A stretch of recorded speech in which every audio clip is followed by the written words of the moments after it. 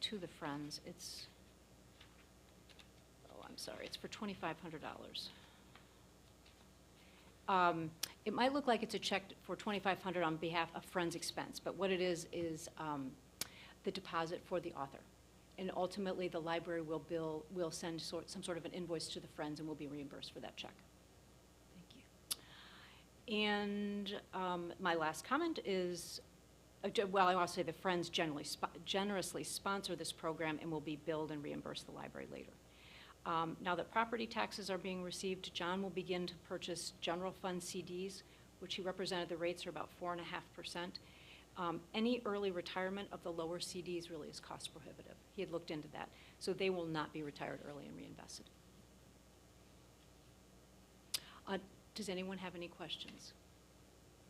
Any items, checks, anything? Will you be adding any of that detail to this financial report, or is it? I think that's a great idea. What would you, perhaps you and I can talk about what, for example, we can talk about what should be added. Sure. Like, I think the general fund balance and special reserve fund balance would be a good thing to add to. Check detail, I liked all your check detail bullets. Those, I could add, but those, what happens is I review this, I send him an email, so it would be subsequent to that. So it wouldn't be something that could be in the packet, because it usually happens after the packet. Does that make sense? Yeah. I think, sure, all right. Well, Yeah, those are just things that I notice, and then I send John an email, and he responds. So it's, once I get that. oh, God. It's not something that is early. But if it's I something didn't that I do, realize. yeah, I didn't realize, okay. yeah, It's clarification that once you've reviewed, yes, and then just to be sure that everything yeah, is in the right right, exactly, sections and so forth.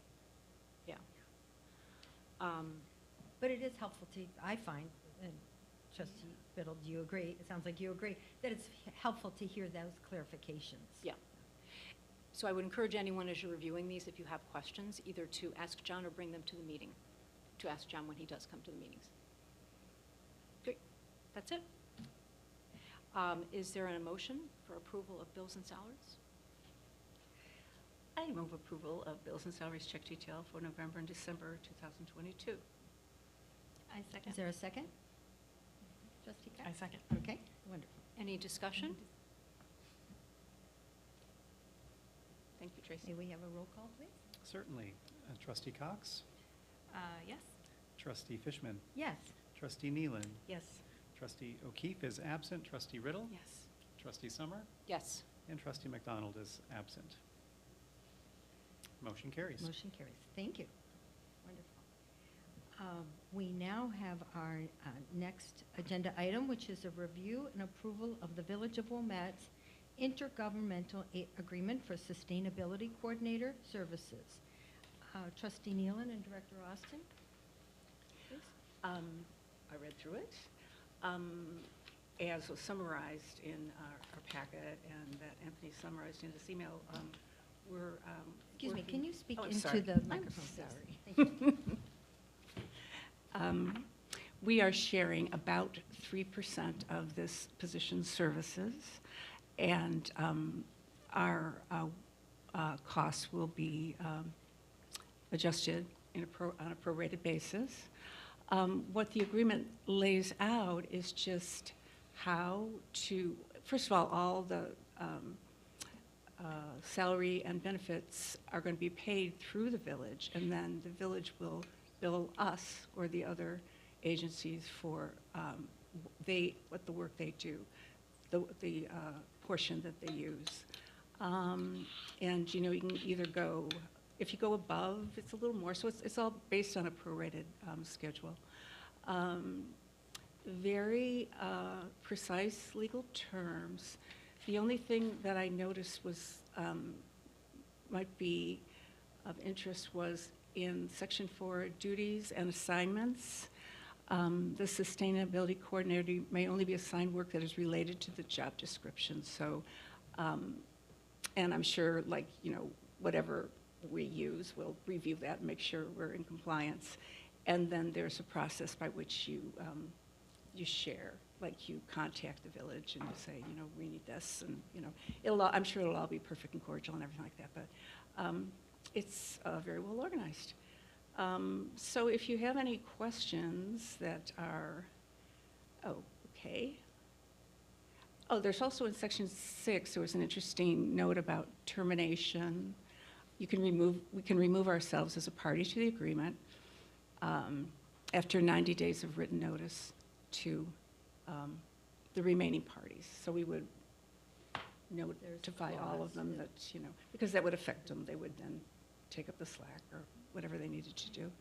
Other than that, I found it interesting in section 1 just what a recital was. I'm like, recitals? The recitals are all the whereas statements in the beginning of the, of the document. So which set the conditions, the overall conditions for the agreement. So anybody have any questions? I do. Director Ossie, okay, please. Section 3 talks about salary. How much are they paying this Yeah. person? Oh, that's a good question. Is 3% of 100,000 or 3% of 500,000? It's a big difference in our budgeting. I believe that was laid out in a previous statement, but it's not in this one, so I don't know. But we can find out for sure. Dr. Ossie could speak to that. Yes, thank you. I'm not sure whether this position has been hired yet, because Okay. I don't have that information. But the hiring range for the position was 72 to 95,000. So if we look at the high end of that, I think factoring in compensation and benefits, which benefits would extend beyond that salary threshold, I would anticipate at a 3% level that we can expect our professional fees for this service to be approximately $5,000 a year. Thank you. There you go. My other question was, under duties and assignments, I know we don't have really any negotiation power, but what I found was missing, and I was wondering if you had any discussions on it, is how they'll have any metrics for performance, and if the library has any ability to provide the individual any kind of performance feedback. It's kind of a vague, to me, when I read through it, it's kind of vague hours. But, of course, I haven't seen the person's, I guess, job duty, HR kind of narrative. But that seemed a little bit Mine is a similar absent. question in terms of if the person can only do duties in the job description, is the job description available? Yes, we have a copy of that Okay. as well. Did I miss Um, that? No, I didn't get Okay. it either. I don't think any of us got the job description yet. It was sent out before, but we'll easily send it out again. It's not a big deal. And it does, isn't it 50 hours for over an annual? I believe it's in the contract. For us, it's 50 hours annually. Yeah. Oh, like our portion. Our portion of, our piece of them, so to speak. Yeah. And how that's determined, that I'm not sure. How many hours a week it's weekly or it's per project? Is that been determined? I think we would like to look at this as more of a project-based position, and I think we would start with basically an audit of our services and our plant services as a building to look at us from a sustainability standpoint within alignment of what that job description is. So we'll certainly work in concert with the village. This is a village employee who will be reviewed by the village, so they will be the ultimate authority. I think we can certainly provide feedback, Trustee Riddle, to your point, to the village about our experience as we go through this process. I imagine this is going to be a highly communicative process between the various agencies that are sharing this role. So I think a lot needs to be seen within the first year of how we're going to use this, but I think our first year is going to be a lot of fact-finding and information-based, and certainly working in collaboration with all the partner agencies. And we'll be interested to see where the Intergovernmental Committee takes it. I'm sure there's going to be more information that'll be discussed within committee about it. It will happen, yeah. I like the idea of project-based, and in terms of our, maybe the heating system, maybe it can run a little more efficiently, because we are basically building managers.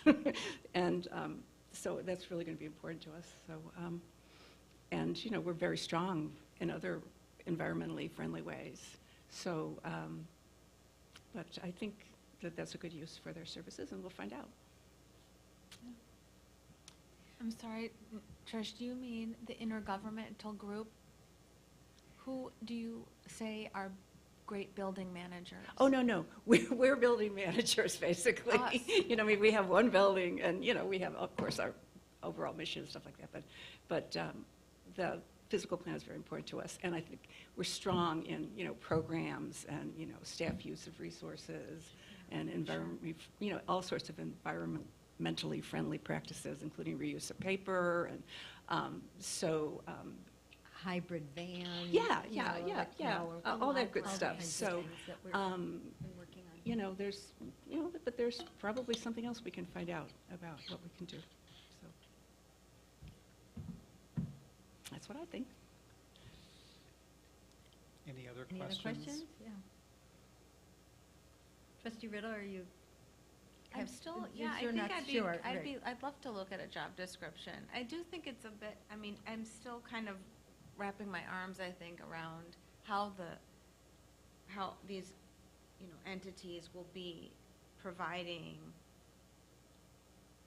work and duties for this individual to accomplish, like, what are their, you know, what will be their performance goals? Mhm. And Well, I think we can drill down a little Yeah. more in that. I think the philosophy is that if each unit of Wilmette's government benefits, you know, we all benefit in a way from sort of centralized knowledge. But yeah, we can certainly, you know, once again, like send out the job description, review the particulars, and you know, I'll note like your questions and at our next meeting, bring it up. yeah, I mean, in general, sustainability is of course a noble and wonderful thing, you know, more of us need to be conscious about. And I'm so happy and proud that Wilmette is taking part in this. I'm just still like, you know, what is it? What will they do? What will be done in 1 year, you know? I think it's an ongoing position. I think it's not just a one-year contract. Right. Yeah, Yes, it's an ongoing. ongoing position, and I think that I did see the job description when we all got it. I think it was working with each entity and making each entity run more sustainably. You know, develop policies and procedures which we'll call them environmentally friendly. And Mhm. we just chose, because ours is, from what I remember, we're really kind of ahead of the game. We have one building, one unit, and we've already, through most of the decisions that, correct me if I'm wrong, we make, really take that into consideration. But I think your point is, we'll have this person perhaps come in and evaluate what we've done already. Like, they may say, I don't know, you know, for example, we have the water fountain. It's a refillable water fountain. That's just a great thing. She may say, put another one. I don't have any idea. But they'll review where we are, because our what we get is so small, a small amount of, you know, we can't have them come in every day and say, turn off the lights. And maybe there's even an opportunity where he or she could say, look, you know, the library does this great thing, and then another, you know, entity will benefit. So, Yeah.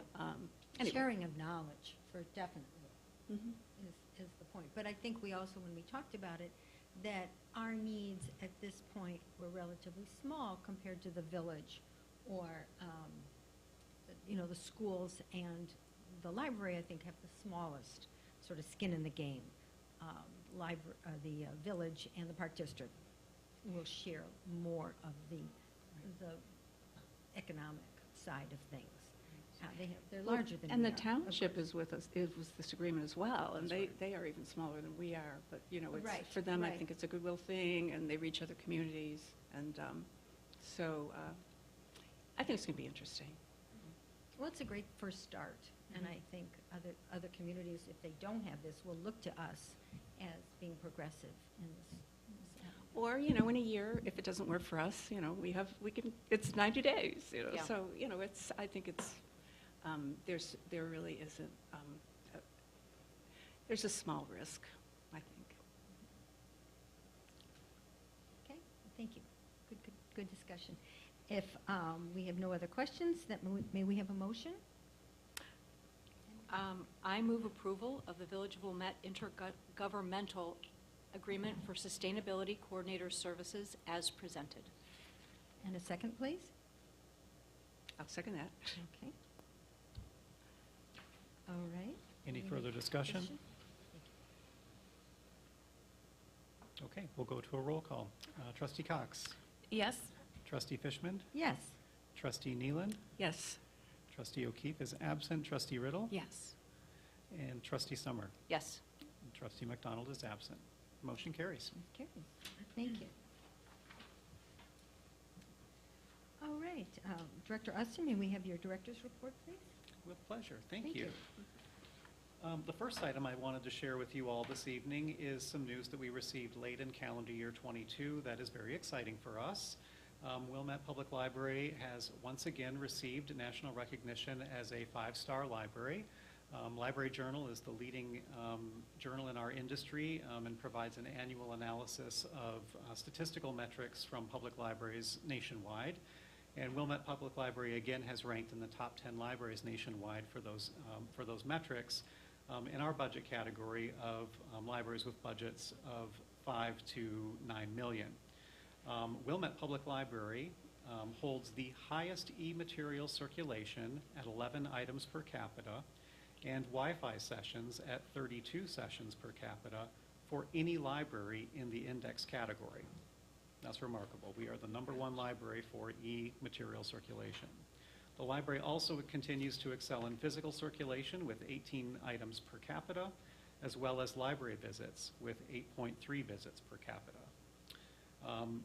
We're really pleased with these metrics, especially in light of the fact that we're looking at a time when we were pivoting a lot of our services in response to the pandemic, that we still continue to perform this strongly.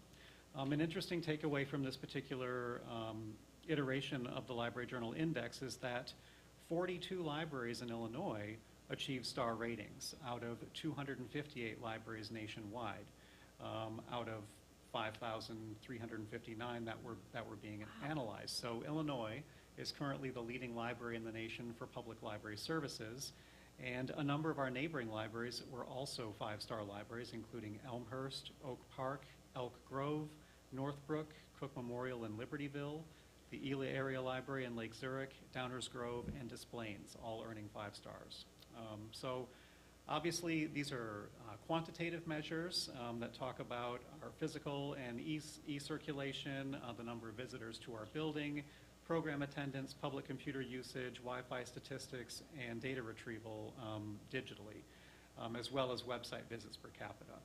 So those are all the quantitative methods that we measure, but I do want to reiterate that the qualitative measures really do exceed all of that, and that's one of the high measures of our community and all public libraries as well.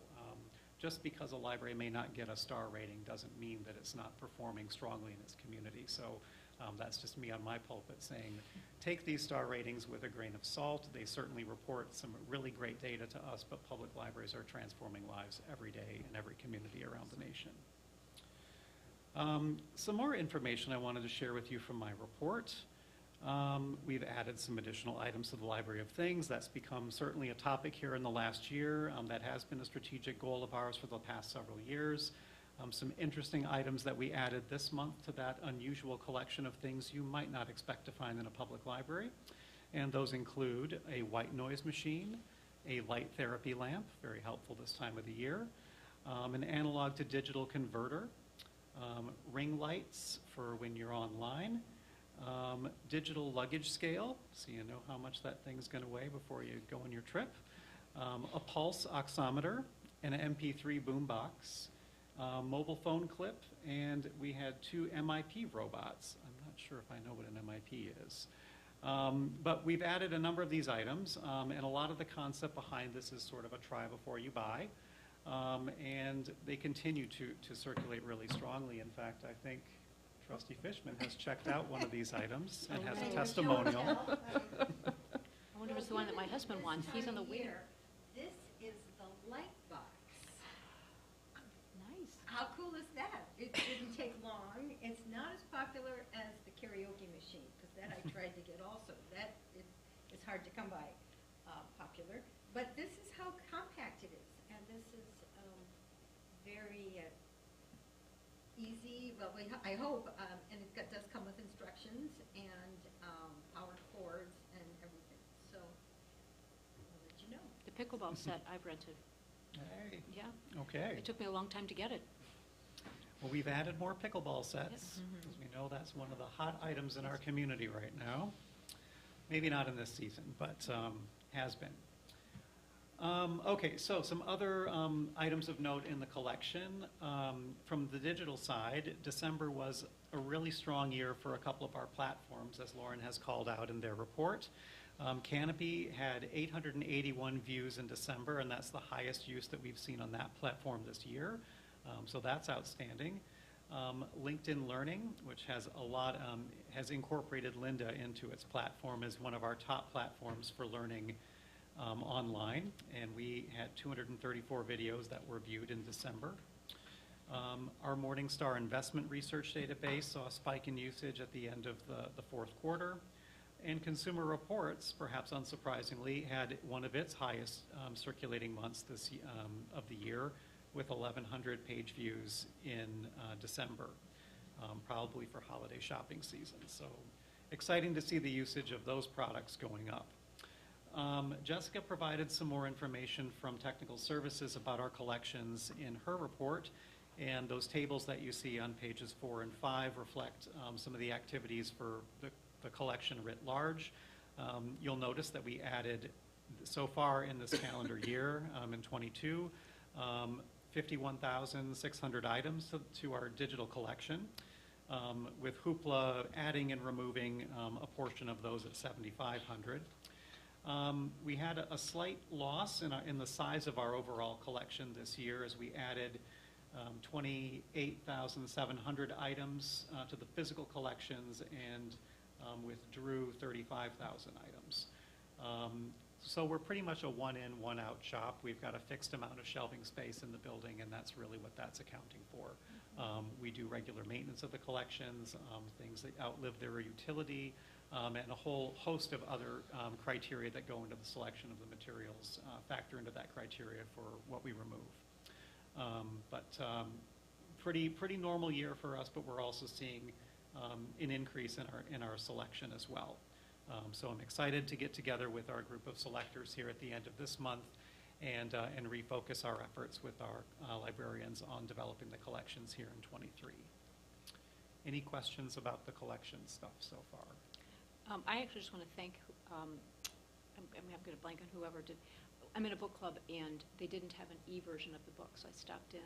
They bought it for us, and I got an email today saying it's now in for a book club. Fabulous. Yeah, so I really appreciate it. You have the hard book, but not the electronic version.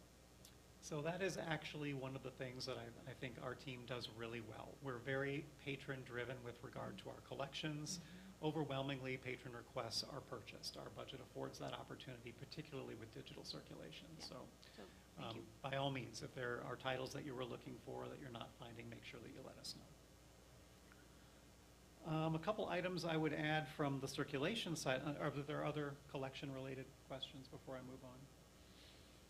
From the circulation report, I will add that we did, right before Christmas Eve, there was that deep freeze that was anticipated, and we did take the preemptive step to close for a day and a half.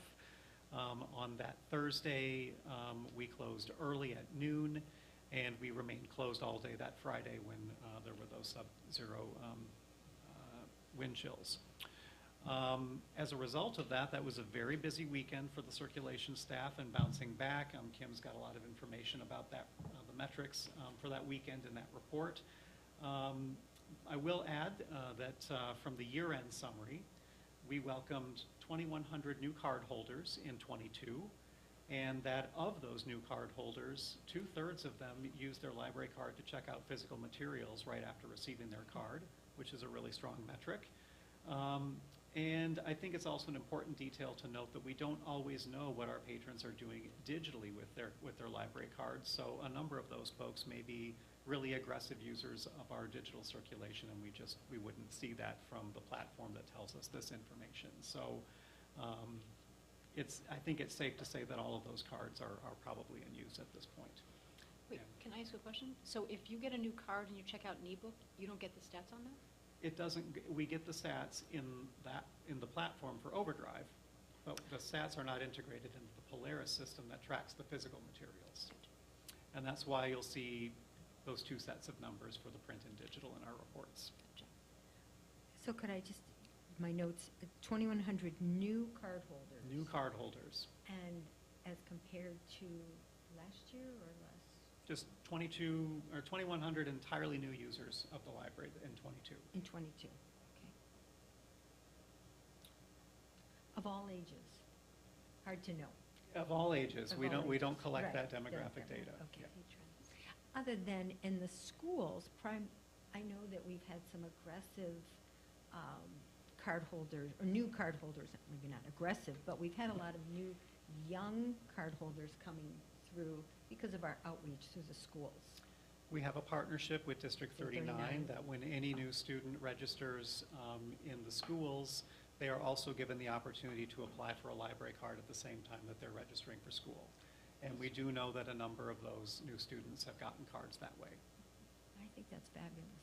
When I just have to say, sometimes when you meet people, like, someone came to the door selling Girl Scout cookies, and I asked if she had used the library, and she said, "Oh, yes." So how old do you have to be? She was about 7. How old do you have to be to have a library card? There is no low limit for Excellent. registering for a card. So Okay. babies can get library cards as well. I love that. We start them young. Okay. Yep. Just wanted to clarify that. But yeah, I Thank you. think District 39, it's kindergarten. It's Like, kindergarten, that's when yeah. Elizabeth, That's when my you kindergartner, got it. Experience. Great. That's wonderful. Thank you. Sorry to interrupt. Oh, no, that's great. The other piece that I would share is that flashback to our last board meeting where we were talking about the 24/7 lockers. We have since installed those lockers. They are outside on the north side of the building. You probably saw them as you came in today. There's a nice little sign on that that says "Coming Soon." For those of you who may already be users of our parking lot pickup service, and there are a few hundred of those folks, as you can see in Kim's report, there were 800 appointments and 100 of those users being consistent throughout 2022. That is our test group for the lockers because they are regular users of that walk-up service who've requested outdoor service. We thought they were the perfect candidates to try our new system as we pivot over to that. So we're currently in a test phase with a soft launch of our 24/7 lockers. So if you see someone out there doing it right now, they're likely one of our parking lot pickup users taking advantage of it. Our plan is to cycle through all of those folks here through the balance of January and then officially launch the parking lot pickup, or the 24/7 lockers in early February. So there will be more communications launching about that here shortly. There is a blog post on our website right now talking about it. If you click on our website link for parking lot pickup, there is a section at the top of that page right now reintroducing the service there. So do check that out. And if you go in the library catalog today to request an item, you will notice that there are 2 options for where you can pick it up at Wilmette Library. You can pick it up inside the building, as you normally would, or you can try in that drop-down menu to select the lockers as your destination. And if you do that, it's the same process. You just will receive notification from the library that your item is waiting for you and that it is out in the locker, and there will be instructions on how to pick up your item. Works the same way. Just scan your library card at the station, and a locker door will pop open where your materials are, and you just check out the items from there. Can you do, like, for example, a library of things? The Library of Things items may be more temperature sensitive, and they may be too large to fit. So those items would not necessarily be eligible. Some other things that have been included in parking lot pickup that are eligible for inclusion in the lockers would be some of our DIY kits, some programming materials, book clubs, et cetera. So other things that are outside of the traditional circulation are still being available through that. But Library of Things, we can't fit a karaoke machine or a telescope in there, so we figure let's just Keep it simple. keep it simple. And some of those things are electronic devices that may not do well in sub-zero temperatures. The lockers are rated, and books and CDs and things can last in there, but some of the other equipment, it might not be worth risking. Okay. But I've noticed, just walking by, there are different sizes of lockers. So maybe you serve, you always see kids with a stack of books, so that would accommodate one or many or Mhm. different sizes. That's right. So to just So I understand, so you could still do an appointment to pick up the larger items and not through the lockers, or will parking lot pickup be completely phased out? Parking lot pickup is being phased out. Okay, We may still be able to work on an individual basis for folks, but we're not going to be scheduling parking lot pickup through the Communico app anymore. got it. Yep. So we'll keep you posted at the next meeting on how our official launch goes and how our test group has been doing with the service. And I encourage you, if you're placing a hold, to give it a shot and see what your experience is like.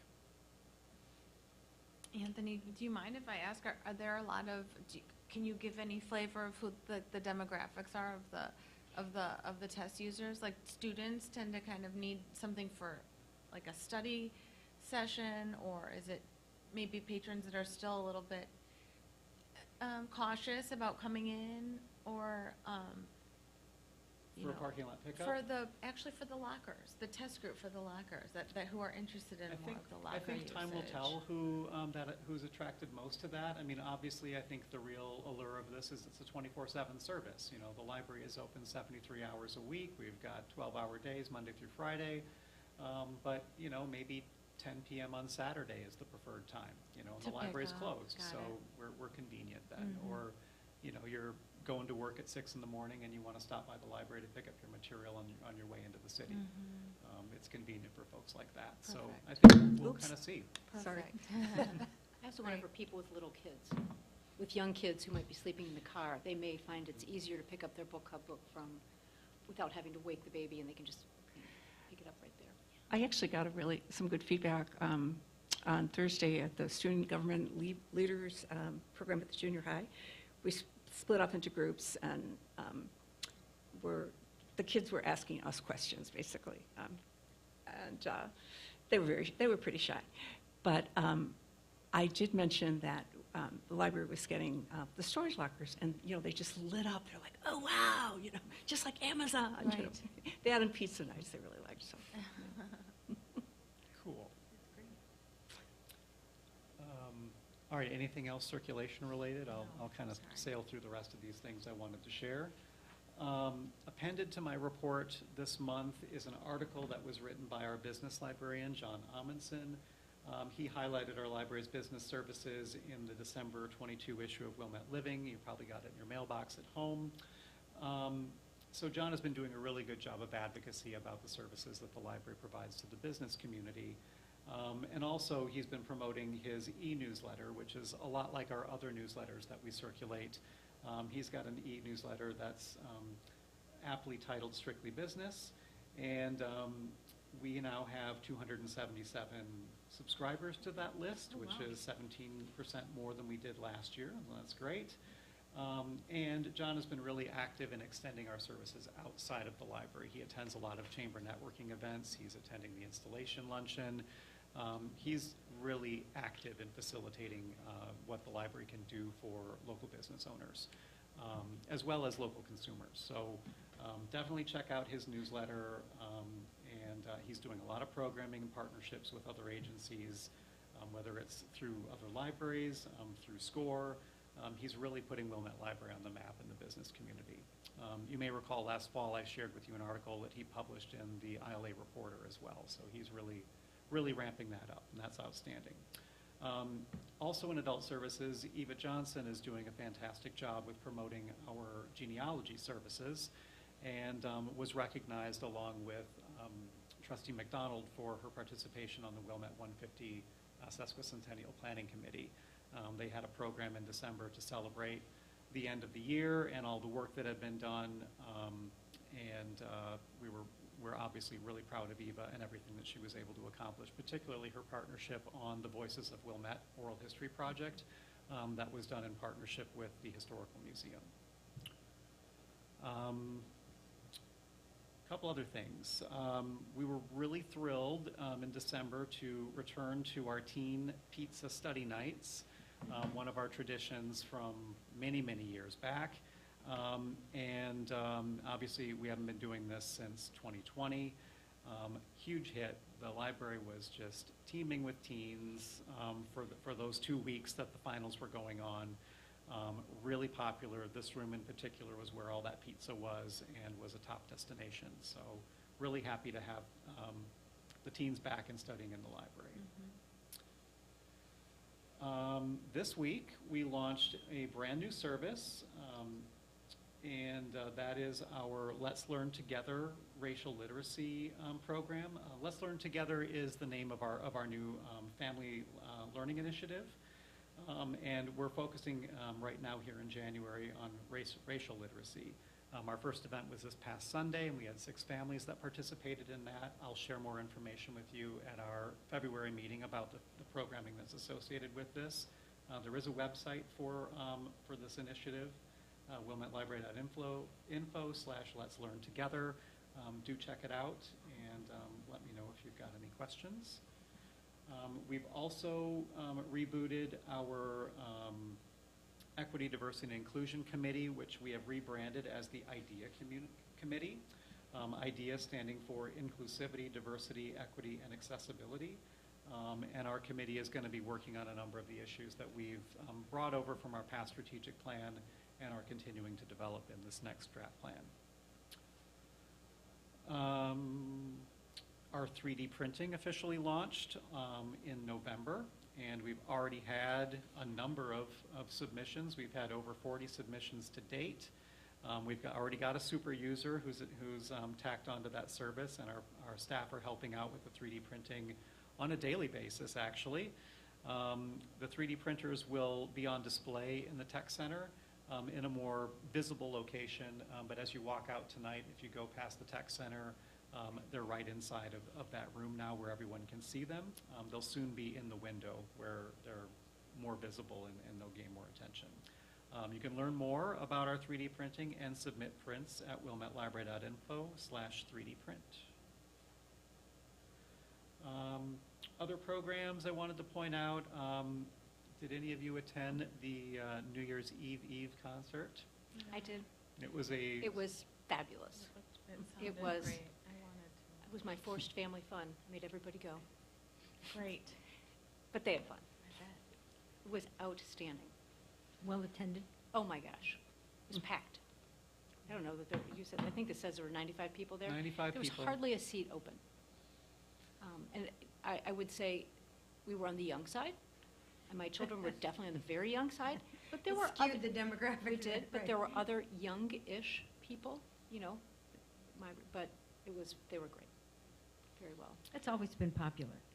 We've been doing this for about 10 years, and we were thrilled to have it back in person this year, and this is the strongest attendance we've had in the past couple of years, obviously, so we're thrilled to have it back. Trustee McDonald was there, too. We saw her. At your place, I've got a copy of our winter newsletter. As you know, this time of the year, we do a 3-month newsletter. So a lot goes into the planning, and Sarah Beth and her team put together this newsletter late in December. It's chock full of really valuable information. Do check it out. There's some really cool initiatives that are listed in there. I'd say what's also always popular is the summer for sure, and the winter reading clubs. So- Thank you, Joan. Mhm. That was It's the right next there on thing I the- wanted to oh. mention. I appreciate We're that. on the You same read my page. mind. Literally. So our winter reading clubs are in full effect right now, and as we do with our reading programs, we reward reading with reading. So light up your life with books with our winter reading club, January 2 through the end of February, generously sponsored by the Friends of the Library. Wonderful. And we thank them. It's You can put your longtime submissions in supporters. online. You don't have to do a paper. No. Sent mine in the other day. Yay. Get credit for your reading. All right. The last couple things I wanted to mention are facilities and HR related. I did want to note in my report, you see pictures of the lockers. At the same time, our electricians also installed the electrical vehicle charging station that will be for the public. The Village of Wilmette won a grant and partnered with other community agencies, including the Park District and Library, to install charging stations at those facilities. So we're very pleased to have this charging station here at the library. The contingency of the launch is the sunsetting of the parking lot pickup program that we just talked about. That currently takes up a couple parking spaces. Parking is very limited. If you've been here during the day on a Tuesday or Thursday, particularly in the morning hours, you may have been challenged in trying to find a place to park. So because parking's at a premium, we want to tailor this spot specifically for EV charging, and we needed to release those other 2 spaces first. So stay tuned. We'll officially make a public announcement about that launch in February when we go live with the lockers officially. We had a couple maintenance projects that took place in December as well. Our emergency backup power generator needed some extensive repairs at the end of the calendar year. You may recall in 2020, we did a capital reserve study that included a comprehensive analysis of every bit of equipment that's attached to this building, along with its original installation date, the expected life of those items, an anticipated cost for the replacement of those items, et cetera, and set forth a plan that we then incorporated into a long-range financial plan for our special reserve fund. Using all of that information, we were able to see that our backup generator was installed in 1991 and that it, at that time, had an expected service life of 40 years. With this repair, we know that we've probably got this unit for a couple more years, but that said, there are a lot of efficiency opportunities with this, so this could be a small project that a sustainability coordinator or someone like that might have an opinion about. But we are approaching the end of life on this unit. It's not quite 40 years from 1990, but we're getting there. So we feel that this is probably a project we're going to need to endeavor at some point here in the next fiscal year. This project is, of course, Special Reserve Fund eligible as it is a capital expenditure. And we're estimating that this particular unit might be about $60,000 to replace based upon what we've seen. But all of that said, I'll have more information for you when we get closer to budget time, and hopefully we can lean on some of our contractors for a bit more information and suggestions for how we could update this unit. Also, while performing preventative maintenance, we had an emergency issue take place on our largest air handling unit on the roof. That was the 60-ton unit. The motor on that experienced a failure and needed to be replaced. This was a fun little project for us to deal with, as there were an awful lot of logistics with that little 350-pound motor. Typically, something like that would be loaded to the roof of the library with a crane. However, there's an awful lot of logistics that are involved in getting permits and hiring a crane and coordinating all of that work and everything. And thankfully, our crew was ingenious and came up with a solution that could take advantage of our elevator. And then they had a manual lift that we've got some pictures of there that they were able to use to get that up to the roof from those final 20 feet. It was a Good for them. fascinating little project that we had. Well done. I think they did a fabulous Does it job. fit in the elevator? Did it actually fit I in mean, there? it's a fairly small motor. It's about half the size of this table, but awfully Very heavy. heavy. Yeah. And I want to thank you for the pictures. I enjoy the pictures in the report. I think that's helpful. We're trying to provide, more to the story. The images and the words work together. And kind of bringing up where we were here last month in November, we reviewed and approved the purchase of a Ventrac snow removal tractor, and pending review by staff. So we actually went through the process of doing a deeper audit of that solution to determine if it was in fact the exact right fit for us, both physically as well as just the solution in general, if it was the right solution. And after doing a test drive and getting some testimonials from other agencies, we ultimately determined that yes, in fact, this would be an advantageous solution for us to implement. So we did go forward with the purchase, and it was delivered right before we had that snow before the Christmas weekend, and it gave us an opportunity to play around with that unit and get some experience with it. So we're glad that we have it. And just like we expected, there hasn't been any snow since. Oh, but wait. But wait, Right, it's but still early. We're Chicagoans, we know it's on its way. All right, and then the last thing I wanted to add is we are currently in the hunt for a couple positions. We've re-advertised our adult services manager position, as we discussed previously. We're also in the hunt for some new shelvers. In fact, one of our new shelvers started here yesterday. We're currently in the process of reviewing applications for a facilities technician position, who will also help us with that snow removal equipment. From Mike's report from HR, we also have a note here about our turnover rate, and I really want to give credit to Mike because it has been a very challenging year for us in terms of HR. We had a 14% turnover rate this year. The last couple of years have been challenging for a number of reasons, primarily the number of retirements that we've seen. When I started here, the average tenure of our team was about 20 years. And that's just a hallmark of our success as an organization and the dedication of our team. But there comes a point, and the pandemic was a motivator for a lot of folks early on. We did still see 5 retirements this year and 8 other voluntary resignations for a total of 13 staff that turned over this year.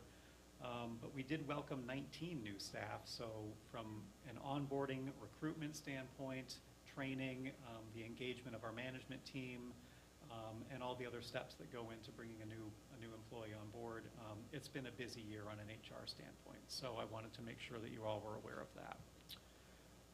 Those are the key highlights I wanted to draw out of my report and share with you this evening. Are there any things that you had questions or comments about? The only comment that I had was the 5 patrons that took 10,000. Right. That was my question as well. I was like, and then the 10,000. super patron? The super patron of checking out 10,000 Well, there's 5 that did 10,000 total. total, but So it's like five patrons accounted for just over 10,000 of our circs, yes. I think I might know one of them, though.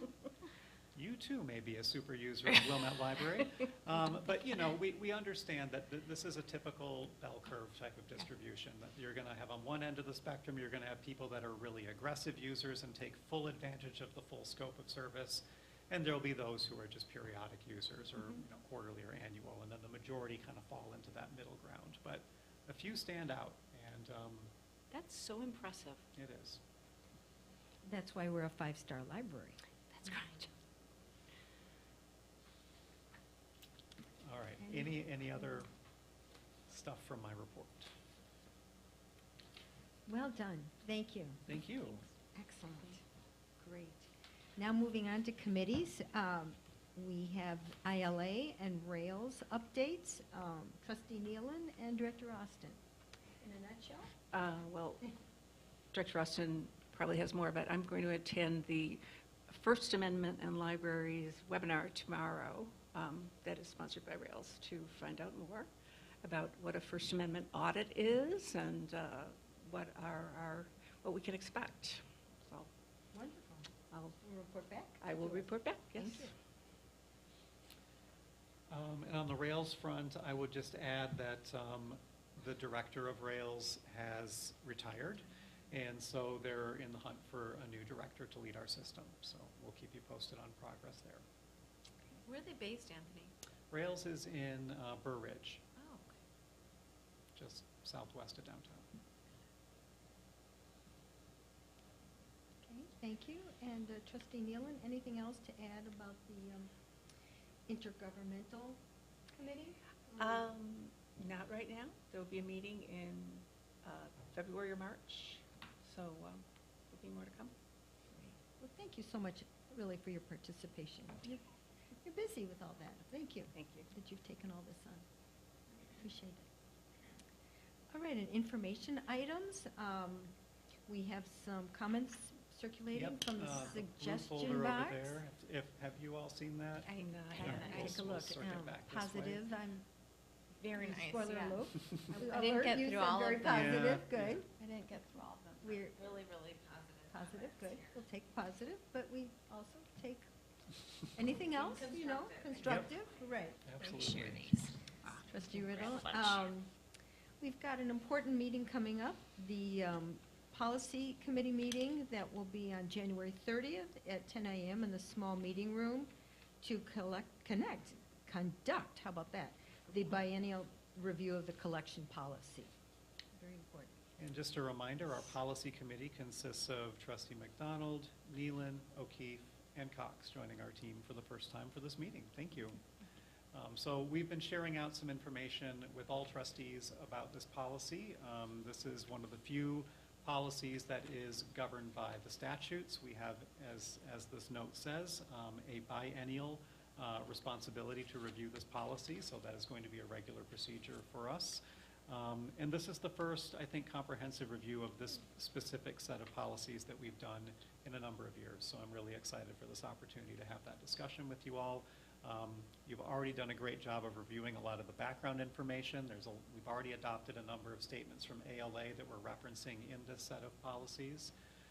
So I anticipate that following this meeting in January, we're going to be advancing policy to this meeting, and we'll have a more discussion about this likely at next month's meeting. Important. Thank you. I will add, I'll take the next one Oh, too. okay.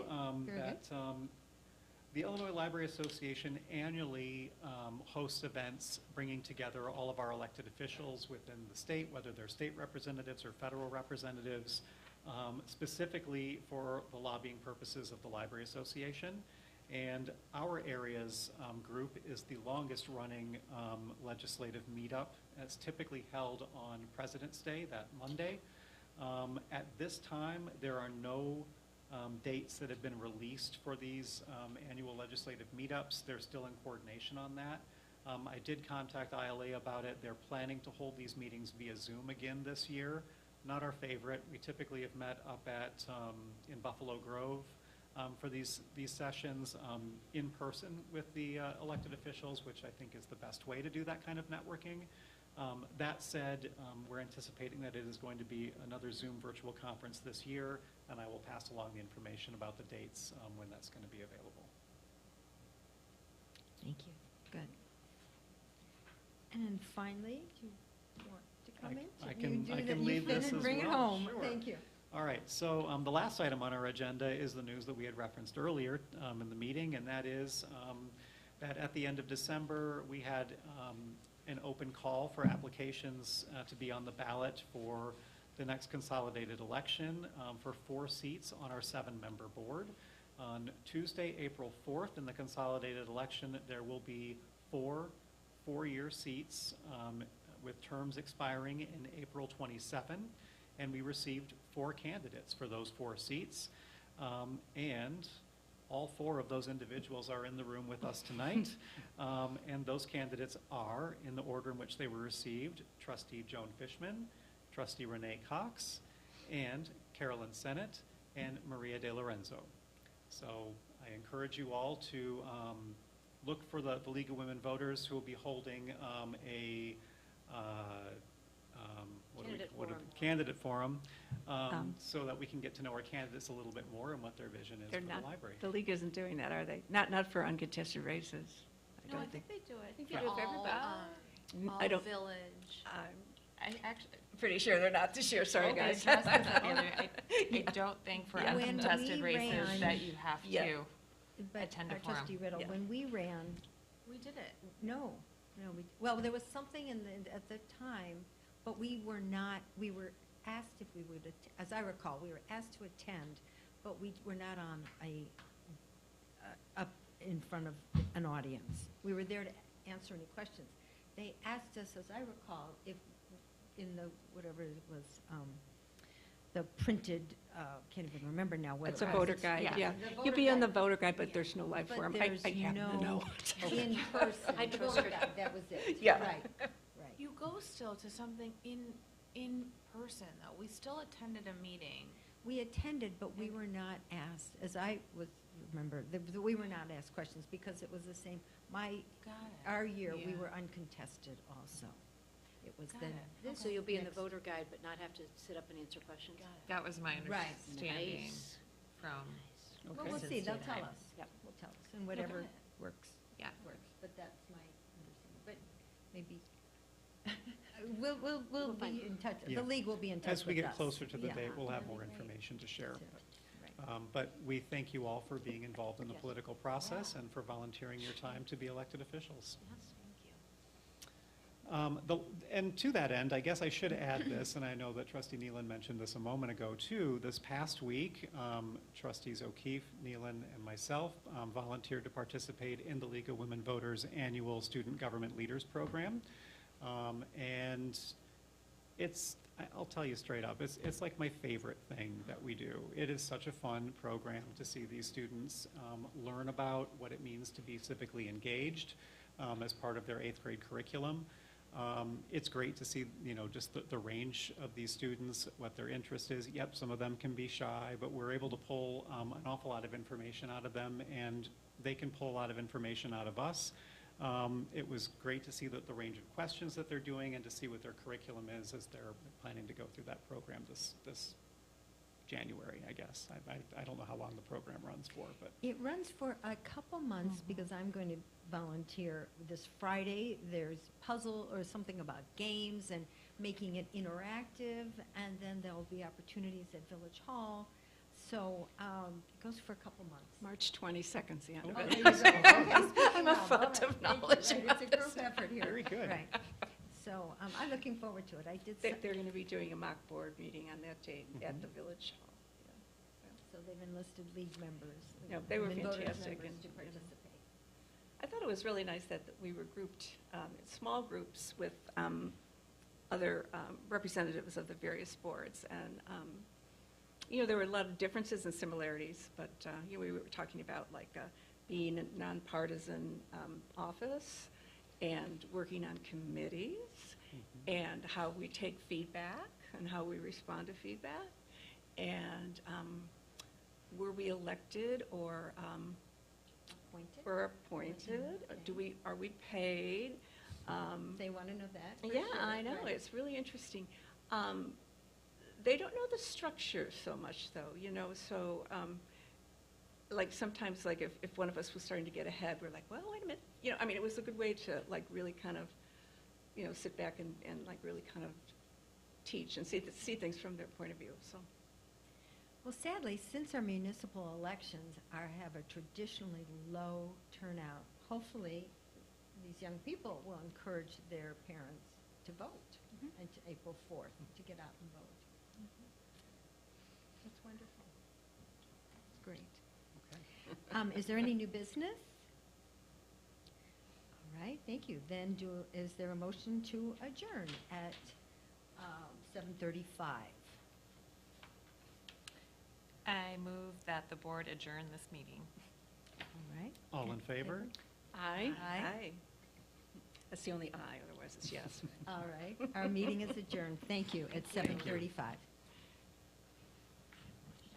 You might as well take that role. Always wanted to adjourn the meeting, because that's what Stuart did when he was on the board.